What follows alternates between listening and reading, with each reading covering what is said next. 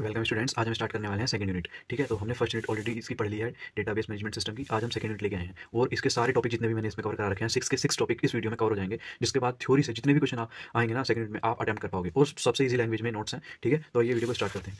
ठीक है, और इस वीडियो में आपको बताया जाएगा कि कौन सा क्वेश्चन कैसे आपको अटेम्प्ट करना है और कैसे उसका एग्जाम्पल देना है, क्योंकि हर क्वेश्चन के साथ एग्जाम्पल है। ठीक है, और उसको एक तरीके से लिखा हुआ है। ठीक है, तो स्टार्ट करते हैं। सबसे पहला है रिलेशनल अलजेब्रा और इसके ऑपरेशंस। ठीक है, तो पहले मैं बता देता हूँ हम पढ़ने क्या वाले हैं इसमें। रिलेशनल अलजेब्रा पढ़ेंगे। ठीक है, इसको देखेंगे बिल्कुल डेफिनेशन के साथ। ठीक है, यूनियन और इसमें क्या क्या हमने एग्जाम्पल किस तरह से क्या क्या चीज़ परफॉर्म की है उसको देखेंगे। उसके बाद हम क्या पढ़ने वाले हैं, उसके बाद हम देखेंगे ट्रिगर्स। ठीक है, ट्रिगर्स को एग्जांपल के साथ देखेंगे। ठीक है, और ट्रिगर्स की सारी स्टेटमेंट एंड इसका एक प्रोग्राम भी आता है, प्रोग्राम टाइप मतलब सिंटैक्स। ठीक है, इसका सिंटैक्स देखेंगे। ज्वाइन देखेंगे। ज्वाइन देखने के बाद हम देखेंगे प्रोसीजर इन एसक्यूएल, इसकी डेफिनेशन, पर्पस, इसका एग्जीक्यूशन। ठीक है, ऐसे embedded system and dynamic SQL. ठीक है, ये सारे टॉपिक इंपॉर्टेंट है, इनको हम कवर करेंगे इस वीडियो में। ठीक है, तो बने रहें वीडियो में। स्टार्ट करते हैं पहले टॉपिक से ही। रिलेशनल अलजेब्रा ऑपरेशन का एक ऐसा समूह होता है जिसका प्रयोग रिलेशनल से डेटा को मैनिपुलेट करने के लिए किया जाता है। मतलब इसमें ऑपरेटर का प्रयोग क्वायरी को परफॉर्म करने के लिए किया जाता है। इसमें डिफरेंट ऑपरेटर का यूज किया जाता है किसको, क्वायरी को परफॉर्म करने के लिए। ठीक है, और डीबीएस में प्रयुक्त होने वाली इंटरमीडिएट लैंग्वेज है। ठीक है, तो इसको हम प्रोसीड्यूरल क्वायरी लैंग्वेज भी बोलते हैं एक तरीके से। तो अब इसमें देख लेते हैं कि रिलेशनल अलजेब्रा में निम्नलिखित मतलब फॉलोइंग ऑपरेटर्स यूज होते हैं। ठीक है, तो यहाँ पे कौन कौन से हैं। सबसे पहला union, difference, selection, projection, Cartesian product, intersection, rename और ज्वाइन। ठीक है, तो अब इनको बिल्कुल डिटेल में समझेंगे करके।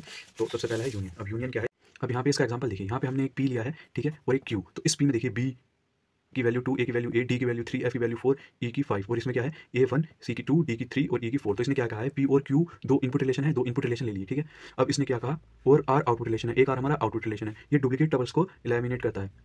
तो मतलब यहाँ पे जो जो डुप्लीकेट हैं उनको एलिमिनेट कर देगा। मतलब कौन कौन डुप्लीकेट है उसको देख लीजिए आप। सबसे पहला ए, बी, सी इसमें नहीं है, इसमें है। ठीक है, उसके बाद डी आ गया, ई आ गया, एफ आ गया और ई आ गया। तो यहाँ पे डुप्लीकेट कौन कौन से थे, जो हमारे डुप्लीकेट हैं वो हट जाएंगे यहाँ से। तो डुप्लीकेट कौन सा था, एक तो हमारा डी था, तो डी हमारा यहाँ पे एक ही बार आएगा। ठीक है, और डुप्लीकेट कौन सा था हमारा, डी के अलावा हमारा डुप्लीकेट ए था, तो ए भी यहाँ पे एक बार आएगा। जैसे कि आपको दिख रहा होगा, ए से हम इस तरह से जा रहे हैं ए पर और यहाँ पे ए पे आके मिल रहे हैं। ठीक है, ऐसी डी है, डी से यहाँ पे एक पैराग्राफ आ रहा है, इसलिए डी का ये वाला, और डी से यहाँ पे जा रहे हैं, और बाकी सब एक एक बार इसमें आए हैं। तो ये हमारा यूनियन प्रोसेस हो गया। ठीक है, ध्यान। अब हम बढ़ते हैं नेक्स्ट हमारा डिफरेंस। सो गाइस अब हम देखते हैं डिफरेंस। ठीक है, तो डिफरेंस क्या है कि इससे माइनस सिंबल से डिनोट करते हैं। Syntax R is to P minus Q. ठीक है, अब हम इसकी थोड़ी सी देख लेते हैं कि इसमें होता क्या है। इसमें होता कुछ नहीं है, एक तो हम ले लेंगे यहाँ पे फर्स्ट रिलेशन, एक सेकंड रिलेशन। तो जब इनके बीच डिफरेंस होगा तो इसमें क्या बोल रहा है, रिलेशन 1 में प्रेजेंट कॉमन टपल को हटा देता है। ठीक है, जो हमारे आउटपुट आएगा रिलेशन 1 में प्रेजेंट टपल होंगे इनमें से आएगा। ठीक है, और जो रिलेशन 2 में ना हो, ठीक है, वे वाले यहाँ पे आएंगे। अब देखना कौन कौन से आएंगे। सबसे पहला यहाँ पे ए है, ए यहाँ पे नहीं आएगा। ठीक है, बी है, बी यहाँ पे आ गया, देखो बी आ गया, क्योंकि यहाँ पे इसमें रिलेशन 2 में ये नहीं था, वो यहाँ पे लिखा हुआ है कि रिलेशन 1 में प्रेजेंट कॉमन टपल को हटा देता है। कॉमन टपल को हटा दिया मतलब ए को हटा दिया। ठीक है, बी कॉमन, इसमें एक एक बार है, इसमें कॉमन नहीं है, तो यहाँ पे बी आ गया। उसके बाद क्या हुआ, डी यहाँ पे डी कॉमन है, इसको हटा दिया। उसके बाद आया एफ कॉमन नहीं है, एफ को लिखा। ठीक है, ई कॉमन नहीं है, क्योंकि यहाँ पे ई की वैल्यू 5 है और यहाँ पे ई की वैल्यू 4 है, तो पहले 5 वैल्यू वाला आएगा। ठीक है, फिर सी यहाँ पे कॉमन नहीं है, सी आया, और फिर ई की वैल्यू जहाँ पे 4 है वो आएगा। तो इस बात का ध्यान रखना, वैल्यू चेक कर लेना, कभी आप ई देखें यहाँ भी देखें और डायरेक्ट वैल्यू वहाँ पे पुट कर दें, लेकिन यहाँ पे ई की वैल्यू 5 है और यहाँ पे 4 है। ठीक है, तो इस तरीके से आपको करना है। उसके बाद सिलेक्शन देखते हैं। सिलेक्शन क्या है, इसमें सिग्मा सिंबल से प्रेजेंट करते हैं। ठीक है, इसे सिग्मा सिंबल से, इस तरह का एक सिंबल होता है, इसको सिग्मा बोलते हैं, इससे रिप्रेजेंट करते हैं। इस ऑपरेटर का यूज टपल्स को सेलेक्ट करने के लिए किया जाता है। किसको सेलेक्ट करने के लिए, टपल्स को, जो दी हुई कंडीशन को सेटिस्फाई करती है। ये सिग्मा के सबस्क्रिप्ट में कंडीशन को डिफाइन करता है। सिग्मा के सबस्क्रिप्ट में अभी मैं दिखाऊंगा, जैसे एक क्वेश्चन आपको दिखा देता हूँ,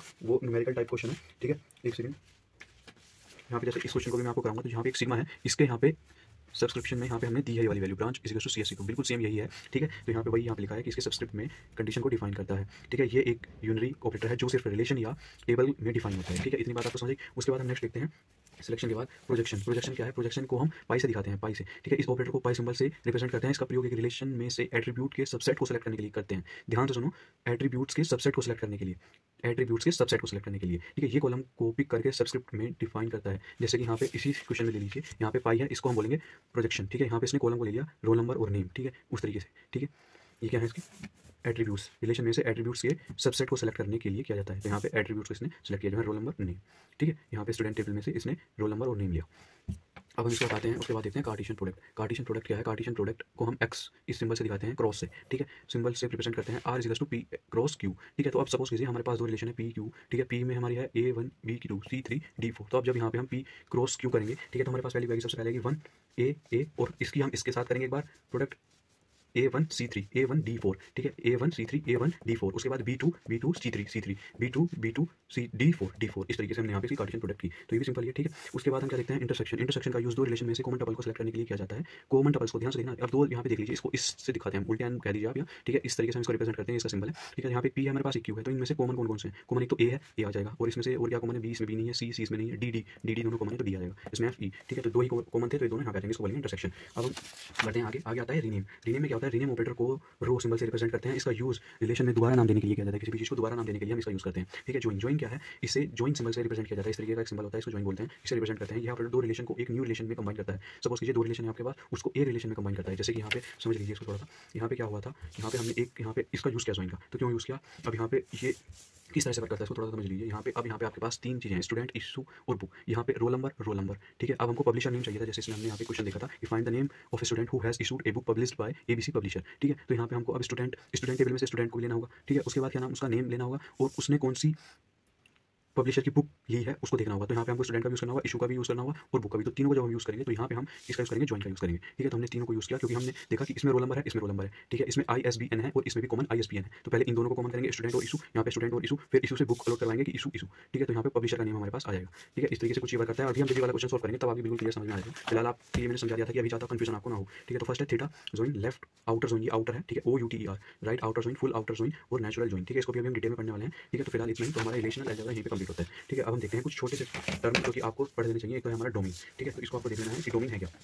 तो एक एट्रीब्यूट के लिए परमिट की जाने वाली सभी यूनिक वैल्यू के सेट को हम डोमेन कहते हैं। ठीक है, तो इसको एग्जांपल से समझते हैं। जैसे कि जेंडर के लिए एक फील्ड हमने बनाई, डोमेन बनाई, जैसे कि मेल हो सकता है या तो कोई भी, या फीमेल या फिर अदर। ठीक है, तो ये क्या है, एक डोमेन है। ठीक है, ये तीनों एक परमिटेड एंट्रीज है। ठीक है, क्या है, परमिटेड एंट्रीज। तो इसी तरह से हमने एक डोमेन बना लिया। ठीक है, किसके लिए, जेंडर के लिए। तो वही है कि एक एट्रीब्यूट के लिए परमिट की जाने वाली सभी यूनिक वैल्यू, ये क्या है, यूनिक वैल्यू है। जो मेल है वो मेल में आएगा, जो फीमेल है वो फीमेल में आएगी। ठीक है, तो यहाँ पे यूनिक वैल्यू के सेट को हम डोमेन कहते हैं। अब नेक्स्ट हम आगे देखते हैं टपल। थोड़ा सा इसको भी जान लें। एक टपल कॉलम और एट्रीब्यूट का कलेक्शन होता है। टपल क्या होता है, कॉलम और एट्रीब्यूट का कलेक्शन। ठीक है, टपल एक इंस्टेंस के लिए टेबल की एट्रीब्यूट के बारे में इंफॉर्मेशन का कलेक्शन होता है। एक टपल को हम रो कह सकते हैं यदि रो यूनिक हो तो। ठीक है, अब यहाँ पे देखिए एक एट्रीब्यूट हमने लिया, तो यहाँ पे एक डिस्क्रिप्शन और एक प्राइस। ठीक है, दो एट्रीब्यूट लिए और यहाँ पे सबसे पहले एक इनमें टपल देखा कि टपल क्या है, एक रो को हमने यहाँ पे टपल लिया। इस तरह से आप दिखा सकते हैं। अगर ये सॉर्ट 2 नंबर में पूछा जाए, वो रिलेशन क्या है, एक रिलेशन रो और टपल का कलेक्शन होता है। सिंपल, आप इतना समझ सकते हैं, इसको भी देखेंगे। ठीक है, तो फिलहाल इतना आपको समझा हुआ। अब हम बढ़ते हैं मेन टॉपिक की तरफ। ये ट्रिगर्स, ये एग्जाम में काफी बार पूछा जाता है। ठीक है, ट्रिगर्स, तो इसको आपको अच्छे से पढ़ के जाना है ट्रिगर्स को। ठीक है, ट्रिगर्स है क्या, वैसे ट्रिगर्स सॉर्टेड प्रोग्राम होते हैं। क्या होते हैं, सॉर्टेड प्रोग्राम। जब कभी टेबल में कोई एक्शन जैसे इंसर्शन, डिलीशन, अपडेट किया जाता है तो ट्रिगर्स अपने आप खुद से एग्जीक्यूट हो जाते हैं। ठीक है, बहुत ध्यान से सुनना कि these are used to enable auto execution of predefined action in response to specify event. ठीक है, वही मैंने यहाँ पे हिंदी में लिखा है जिससे कि आपको अंडरस्टैंडिंग ज़्यादा हो। ठीक है, तो इसी के लिए मैं यहाँ पे हिंदी में बता रहा हूँ। वो साथ जो मेन टर्म है वो मैंने यहाँ पे सभी इंग्लिश में लिखी हुई है। ठीक है, तो वीडियो पसंद आ रही वीडियो को लाइक करना। अगर आप नेक्स्ट में 5 यूनिट के नोट्स लगभग मेरे तैयार ही हैं। ठीक है, जिसको मैं अपलोड करूँगा चैनल पे जल्दी। ठीक है, मैं आपको दिखा देता हूँ कि ये थोड़े बनाने में टाइम लग गया, कि time Spence, stem based protocol और यहाँ पे कंकरेंसी कंट्रोल टेक्निक वैलिडेशन। ठीक है, तो यहाँ पे 50 यूनिट के भी नोट्स ऑलमोस्ट तैयार हैं, जो कि कल तक मैं अपलोड कर दूंगा। ठीक है, तो वीडियो को लाइक करना, चैनल को सब्सक्राइब कर लेना अभी।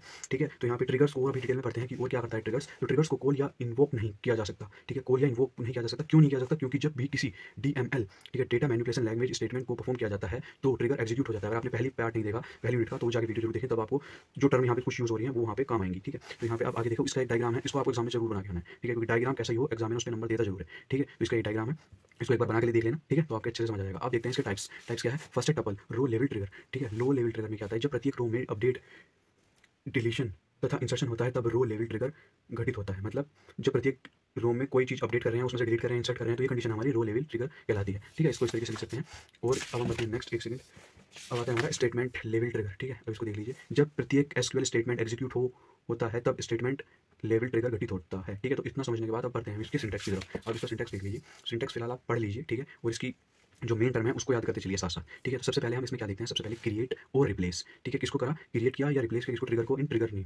ठीक है, उसके बाद before, after, in, instead of, insert और अपडेट और डिलीट। ठीक है, बिल्कुल इसी तरह से सीक्वेंस वाइज आपको इसको 2 बार लिख के देख लेना है, आपकी याद हो जाएगा, क्योंकि बहुत सिंपल टर्म है इसकी। ठीक है, और आपको इसको डिटेल में एक्सप्लेनेशन चाहिए तो बता देना, मैं छोटी सी वीडियो में इसको डिटेल में एक्सप्लेन कर दूंगा। फिलहाल मैं यहाँ पे ऐसे ही पढ़ रहा हूँ। Of column name on table name. ठीक है, referencing all as 0 number S N. ठीक है, for each row when condition begin. ठीक है, तो SQL स्टेटमेंट एंड। ठीक है, बहुत सिंपल सही है। ठीक है, इसमें कुछ नहीं ज़्यादा। ठीक है, आपको पढ़ के जरूर जाना है। ठीक है, उसके बाद हम देख लेते हैं मेन चीज़ इसकी कि SQL ट्रिगर और PSQL ट्रिगर क्या होते हैं। ठीक है, तो इससे पहले हम 2 चीज़ और देखना चाहेंगे कि खाली SQL प्रोसीजर, ठीक है, और SQL PSQL प्रोसीजर क्या होते हैं। तो यहाँ पे उसके पहले बढ़ते हैं। ठीक है, तो यहाँ पे देख लीजिए, इनसे ज़्यादा अच्छा समझ में आएगा आपकी। सबसे पहले है प्रोसीजर इन SQL। तो यहाँ पे इसकी सबसे पहले डेफिनेशन देखेंगे, डेफिनेशन देखने के बाद पर्पस और फिर इसका एग्जीक्यूशन। ठीक है, तो सबसे पहले स्टार्ट करते हैं इसकी डेफिनेशन से। डेफिनेशन क्या है, SQL is a named set of SQL statement. क्या है, एक नेम सेट है of SQL statement that can be execute as a single unit. ठीक है, जो कि एग्जीक्यूट करता है सिंगल यूनिट को। Start by declaring that procedure with in name. ठीक है, उसके parameter if any and SQL statement will be execute. ठीक है, स्टार्ट करने के लिए क्या डिक्लेयर करता है, उसका procedure with in name, parameter उसके एंड SQL स्टेटमेंट जो हमको एग्जीक्यूट करनी है। ठीक है, अब क्या पर्पस होता है इसका कि procedures are used to encapsulate a series of SQL statement। ठीक है, and right the SQL statement with in the procedure body, ठीक है, कहाँ पे राइट करता है, राइट करता है एसक्यूएल स्टेटमेंट को within procedure body, procedure की बॉडी में the desire task as operation, ठीक है, जो एंड परफॉर्म करता है डिजायर टास्क को और ऑपरेशन को, ठीक है। इट्स प्रोवाइड कोड सिक्योरिटी, ये क्या करता है एसक्यूएल, हमारा प्रोसीजर एसक्यूएल सबसे मेन पॉइंट यही है, इट्स प्रोवाइड कोड सिक्योरिटी, ठीक है, ईजियर मेंटेनेंस, ठीक है, मॉड्यूलैरिटी एंड कोड ऑर्गेनाइजेशन, ठीक है। उसके बाद इसका एग्जीक्यूशन होता है, एग्जीक्यूशन में क्या होगा कि procedure are invoke using a call statement or as part of another SQL statement, allowing for efficient and organized execution of SQL logic। इसको थोड़ा सा ध्यान से समझते हैं। Use a call statement, call statement का यूज किया और as part of another SQL statement, ठीक है, अलो करता है for efficient and organised execution के लिए, किसके इफिशिएंट एंड ऑर्गेनाइज्ड एग्जीक्यूशन के लिए ऑफ एसक्यूएल लॉजिक से। उसके बाद once the procedure is defined, पहले अगर हमने एक बार पहले हम प्रोसीजर को डिफाइन करते हैं, you can execute it using execute और कॉल स्टेटमेंट, ठीक है, इसको एग्जीक्यूट और कॉल स्टेटमेंट से एग्जीक्यूट करते हैं एंड प्रोवाइड करते हैं एनी रिक्वायरमेंट इनपुट पैरामीटर, और जो भी हमारे रिक्वायरमेंट पैरामीटर होते हैं इनपुट, उसको करते हैं provide any requirement input parameter, ठीक है। अब हम देखते हैं पी एसक्यूएल या एसक्यूएल प्रोसीजर, ठीक है, पीएल एसक्यूएल, तो इसकी फुल फॉर्म क्या है, प्रोसीड्यूरल लैंग्वेज, ठीक है, और एसक्यूएल की है स्ट्रक्चर क्वेरी लैंग्वेज, ठीक है, स्ट्रक्चर क्वेरी लैंग्वेज, ठीक है, is a procedural extension of SQL that allows developers to create, organize and execute procedural logic with the Oracle database. Start by declaring the procedure using rate or replace procedure statement, ठीक है, specify input parameter if needed। तो यहाँ पे क्या हुआ, यहाँ पे एक procedural statement of SQL that allow करती है क्या, developer to create, organize and execute procedural logic within Oracle database। यहाँ पे developers को create करने, organise and execute procedural language, ठीक है, इसके अंदर ओरेकल डेटाबेस के। उसके बाद यहाँ पे स्टार्टिंग के लिए इसकी डिक्लेरेशन क्या होगी, start by declare the procedure using create और replace procedural statement, specify input parameter if needed, specify करना है इनपुट पैरामीटर को अगर हमको जरूरत होगी तो।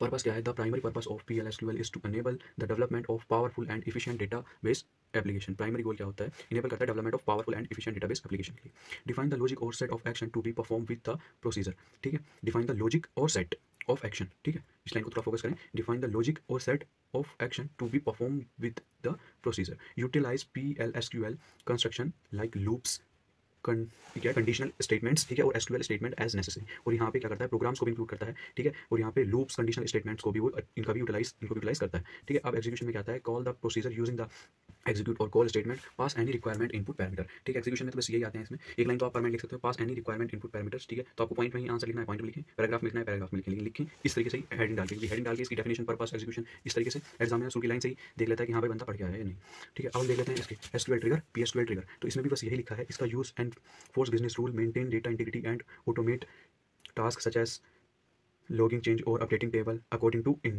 event, ठीक है। इसमें कॉमन ट्रिगर इवेंट मतलब एसक्यूएल इंसर्शन, अपडेट, डिलीट और एनी कॉम्बिनेशन ऑफ दिस, ठीक है। तो इसका यही था, आप इसमें जो एसक्यूएल मैंने प्रोसीजर का बताया उससे रिलेटेड ही यहाँ पे यही लिखना है इसमें, आप इसमें common trigger event in SQL ये ऐड कर सकते हैं, ठीक है। PL/SQL ट्रिगर क्या है, इसमें एडिशनल प्रोग्रामिंग कंस्ट्रक्ट होते हैं, ये मोर फ्लेक्सिबिलिटी प्रोवाइड करता है, इसमें किसी भी इवेंट को ट्रिगर करने पर लूप्स और कंडीशनल स्टेटमेंट, ठीक है, या प्रोसीड्यूरल कोड का यूज होता है, ठीक है, वही है, ये कॉम्प्लेक्स डेटा वैलिडेशन के लिए यूज किया जाता है, क्यों किया जाता है इसको, complex data validation, main line ध्यान रखना, कॉम्प्लेक्स डेटा वैलिडेशन के लिए यूज किया जाता है, ठीक है। तो यहाँ तक इसको कंप्लीट करते हैं, उसके बाद नेक्स्ट हम करते हैं, तो आता है इंटीग्रिटी कंस्ट्रेंट्स। तो यहाँ पे क्या है, integrity constraints are rule defined on a database schema to ensure the accuracy, consistency and reliability of data, ठीक है। यहाँ पे क्या श्योर करता है, database schema to ensure the accuracy, consistency and reliability of data, इस लाइन को focus करना, they have to maintain the quality and reliability of the information store in a database, ठीक है, ये क्या करता है, मेंटेन करता है क्वालिटी को and reliability of information store in a database. उसके बाद हम आगे बढ़ते हैं, दीज आर सेवरल टाइप्स, इसके कुछ सेवरल टाइप्स हैं, इसको इस तरीके से आप याद करें कि प्राइमरी की और इसका पर्पस, फॉरगन की और इसका पर्पस, ठीक है, यूनिक की और इसका पर्पस मैंने कुछ इस तरीके से लिखा है जिससे कि आपको याद रहे, पॉइंट ही मेन पॉइंट यहाँ पे लिखा है, ठीक है। डिटेल में जाएंगे तो आपको थ्योरी बहुत ज़्यादा देखने के लिए मिलेगी, ठीक है, तो मैंने लाइक छोटा उसको सॉल्व किया है, बिल्कुल मेन लाइन यहाँ पे लिखी है, ठीक है। सबसे पहले प्राइमरी की में देख लीजिए, इसका पर्पस क्या है, uniquely identify each record, primary key को किसके लिए यूज किया हमने यहाँ पे, uniquely identify each record. Foreign key का पर्पस क्या है, links to another table, primary key for referential integrity. Unique का पर्पस क्या है, ensure value in a column are unique, ensure value in a column are unique, ठीक है। Check imposes condition on data insertion और updates, ठीक है। Not null purpose होता है इसका, require a column to have a value preventing nulls, ठीक है। तो यही इसके मेन पॉइंट्स थे, इनको आप अच्छे से पढ़ लो, आप एक दो बार पढ़ के याद हो जाएंगे, ठीक है। तो मेन पॉइंट जो इसका इंटीग्रिटी कॉन्स्टेंट्स के देखने हैं वो है कि ये एक रूल डिफाइन करता है on a database schema to ensure करता है accuracy, consistency and reliability of data, ठीक है। अब क्या देखते हैं इसमें, देखते हैं जॉइंट्स क्या है, it is used to combine information from two और more tables based on the related column between them, मतलब क्या है, सीधे शब्दों में दो या दो से अधिक टेबल में से डेटा प्राप्त करना ज्वाइन किया जाता है, ठीक है। अभी देखेंगे इसको एग्जांपल से, प्रत्येक टेबल में डेटा को इंसर्ट करने के लिए कुछ बिजनेस रूल होते हैं, ये बिजनेस रूल डेटा कंस्ट्रेंट्स कहलाते हैं, ठीक है। जैसे कि इसके टाइप्स देख लेते हैं, इनर जॉइन और आउटर जॉइन। इनर जॉइन में क्या होता है, pick only match data from both table leaving out non match record, only pick करता है मैच डेटा को और लीव कर देता है जो नॉन मैच रिकॉर्ड होते हैं हमको। और आउटर लूप इसके बिल्कुल अपोजिट होता है, वो क्या होता है, pick both matching and non matching row, ठीक है, ऑन फॉर टेबल। अब यहाँ पे क्या एग्जांपल है, इसमें से देख लीजिए आप कि एक है हमारे पास स्टूडेंट टेबल और एक है कोर्स टेबल, ठीक है, दो टेबल हमने ले ली यहाँ पे, उसके बाद एक टेबल दो टेबल। अब इस एग्जांपल में हम देखेंगे, एक सेकंड, यहाँ पे हम देखते हैं, एक है आउटर लेफ्ट आउटर जॉइन, ठीक है, एक होगा राइट आउटर जॉइन। तो पहले लेफ्ट वाले को देखते हैं। Left outer join will include all records from the left table, ठीक है, ये क्या करेगा, left outer join will include all records from the left table. मैंने नोट्स इतने इजी लैंग्वेज में बनाया कि एक बार पढ़ के ही आपको करना क्या है वो यहाँ से पता चल जाएगा। क्या कह रहा है कि left table student and match record from the right table course, ठीक है। तो यहाँ पे इसके तो लेने हैं यहाँ पे लेफ्ट टेबल के बाद और हमारा जो record from right table course, ठीक है, इसके राइट वाली लेनी है ये, ठीक है। आई बात समझ में। यहाँ पे इसके रिजल्ट में भी वही है कि सबसे पहले क्या करना है कि include all records from left table student. Left table के ऑल रिकॉर्ड हमने इंक्लूड कर लिए, स्टूडेंट आईडी, स्टूडेंट नेम, और जो हमारा हमको मैच करना है matching record from right table course, ठीक है। राइट टेबल कोर्स में से हमको मैच करना है स्टूडेंट नेम। यहाँ पे हमने मैथ एम ले लिया, ठीक है, ई और एस ले लिया। तो जो इसकी क्वारी बनेगी, क्वारी कुछ इस टाइप से बनेगी, सेलेक्ट स्टूडेंट्स स्टूडेंट नेम, ठीक है, यहाँ पे सेलेक्ट किया स्टूडेंट, ठीक है, स्टूडेंट टेबल में से, और उसके बाद स्टूडेंट आईडी, स्टूडेंट नेम और उसका कोर्स और कोर्स नेम, ठीक है। उसके बाद इफ एक student does not have corresponding course the course name as null, ठीक है। तो यहाँ पे क्या बता रहा है कि अगर कोई स्टूडेंट है हमारे पास यहाँ पे 4 नंबर का, उसका नाम कुछ है, जैसे 4 स्टूडेंट, उसका नाम है डी, और यहाँ पे उसने कोई कोर्स नहीं ले रखा, तो वहाँ पे उसके लिए नल वैल्यू आएगी, ठीक है। ऐसे ही हमारा राइट आउटर जॉइन है, ठीक है, ये बिल्कुल इसका वाइस वर्सा है, मतलब उल्टा ही है बिल्कुल इसका। Right outer join include all the right table courses and match record from the left table student, ठीक है। तो यहाँ पे इसको देख लीजिए, ठीक है, इसका बिल्कुल उल्टा ही है। अब हम देखते हैं टाइम को वेस्ट न करते हुए 2 टॉपिक और हमारे बचे हैं। एक तो है relational integrity. Relational integrity ensure accuracy and consistency in a database bye maintaining relationship between table and enforcing rule for data modification, preventing issues like records and conflicting data. Relational integrity ensure data accuracy, सबसे main बात क्या है इसकी, accuracy and consistency को maintain करता है, ठीक है। और उसके बाद इसके 3 मेन पॉइंट है, टेबल, रिलेशनशिप, डेटा कंसिस्टेंसी और की point. Maintain connection between table, ठीक है, टेबल रिलेशन में आता है मेंटेन करता है connection between table. Data consistency में आता है enforce rule for accurate data entry. की पॉइंट में आता है preserve data relationship, prevent errors, ठीक है। उसके बाद हम देखते हैं नेक्स्ट है हमारा union compatibility. Table involve a unique operation must have the same number of column, ठीक है, and corresponding column must have compatible data types, ठीक है। यहाँ पे क्या हुआ, इन्वॉल्व किया, union operation must have a same number of column, ठीक है। और इसके बाद आता है ensure A seamless combination of data from multiple table, ठीक है। अब आता है हमारा एम्बेडेड एसक्यूएल, ठीक है। तो डेफिनेशन क्या है, embedded SQL is a method of combining SQL statement with a program written in a programming language like C, C plus plus और जावा। ये क्या है, एक मेथड है ऑफ कंबाइनिंग एसक्यूएल स्टेटमेंट, जो एसक्यूएल स्टेटमेंट को कंबाइन करता है विद ए प्रोग्राम्स, ठीक है, रिटन इन प्रोग्रामिंग लैंग्वेज, जो लिखे होते हैं हमारे सी, सी प्लस प्लस और जावा, इस तरह की प्रोग्रामिंग लैंग्वेज में। प्रोसीजर में देख लीजिए, SQL statement are written directly in the program code and the program is responsible for preparing, executing and handling the result for these SQL queries, ठीक है। तो यही कह रहा है यहाँ पे dynamic SQL involve constructing SQL statement at runtime, ठीक है, allowing for flexibility in query generation, ठीक है। और प्रोसीजर क्या होगा, SQL statement are created as string in the program and parameters or conditions can be dynamically inserted। उसके बाद इसके डिफरेंस देख लेते हैं दोनों में। तो दोनों का डिफरेंस क्या निकल के आएगा, एक लाइन का देख लेते हैं। ई का मतलब embedded SQL queries are predefined in the code during compilation, ठीक है। Dynamic SQL is runtime oriented, ठीक है। SQL statement are construct and execute during program execution, allowing for more flexibility in handling different scenarios, ठीक है। तो इस video में यहीं तक। अगले जो हमारे पास आएंगे सॉरी, उसमें हम देखेंगे यहाँ पे कुछ न्यूमेरिकल्स, ठीक है, और फिफ्थ यूनिट एंड यहाँ पे हम 4th यूनिट पे ज़्यादा ध्यान देंगे। पहले इन दोनों यूनिट को हम लेके आएंगे क्योंकि इसमें थ्योरी है, और तीसरे यूनिट को टाइम मिलेगा तो हम अपलोड करेंगे, वरना नहीं करेंगे, ठीक है, क्योंकि उसमें न्यूमेरिकल पार्ट थोड़ा सा ज़्यादा आता है, ठीक है। 4th यूनिट में भी आते हैं वैसे तो न्यूमेरिकल, लेकिन 4th यूनिट के हम थ्योरी क्वेश्चन करेंगे और न्यूमेरिकल भी देखेंगे, ठीक है। शेड्यूलिंग से 1-2 न्यूमेरिकल आ जाता है शेड्यूल से, ठीक है। तो मिलते हैं नेक्स्ट वीडियो में। Thank you for watching. Video थोड़ी पसंद आई हो, नोट्स पसंद आए हो तो वीडियो को लाइक करना, चैनल को सब्सक्राइब करना, ठीक है, क्योंकि बहुत ही शॉर्ट लैंग्वेज में नोट्स थे, ठीक है। इनसे शॉर्ट बिल्कुल कुछ नहीं होगा क्योंकि काफ़ी शॉर्ट थे। अब एक टॉपिक और रह जाता है हमारा एग्रीगेशन फंक्शन, क्या ये तो रहेगा, तो इसको देख लेते हैं। Aggregation selection of data. Aggregation function used to perform a calculation on a set of value या row to return a single value, ठीक है। यहाँ पे बहुत सारी वैल्यू क्या होती हैं, यूज होती हैं, और on a set of value row वो रिटर्न करता है सिंगल वैल्यू, हमें रिटर्न करता है सिंगल वैल्यू, ठीक है। Summarise data in selected column, ठीक है। 10 बिल्ड इन एग्रीगेशन फंक्शन में देख लेते हैं। तो सम क्या होगा, calculate the sum of value, जो सम के वैल्यू क्रिएट वो सम करेगा उनकी वैल्यू को, जैसे सेलेक्ट सम, और ये सारे आपको कैपिटल में लिखने हैं, छोटे बड़े में लिखने हैं, जैसे लिख रहे हैं ऐसे लिख के आने, सेलेक्ट सम, ठीक है, column name from table name, ठीक है, इस तरीके से। उसके बाद हमने एवरेज का किया, तो एग्जाम्पल में आप समझेंगे, एवरेज डाल देंगे। उसके बाद काउंट, यहाँ पे काउंट डाल देंगे। उसके बाद इसी तरीके से 10 ये यहाँ पे बिल्ड इन एग्रीगेशन फंक्शन होते हैं, यहाँ पे मीन, ठीक है, ग्रुप, कंटेंट, फर्स्ट, लास्ट, ठीक है, स्टैंडर्ड डेरिवेशन, वेरिएंस और मैक्स, ठीक है। आज की वीडियो में सिर्फ इतना ही, मिलते हैं नेक्स्ट वीडियो में। Thank you for watching.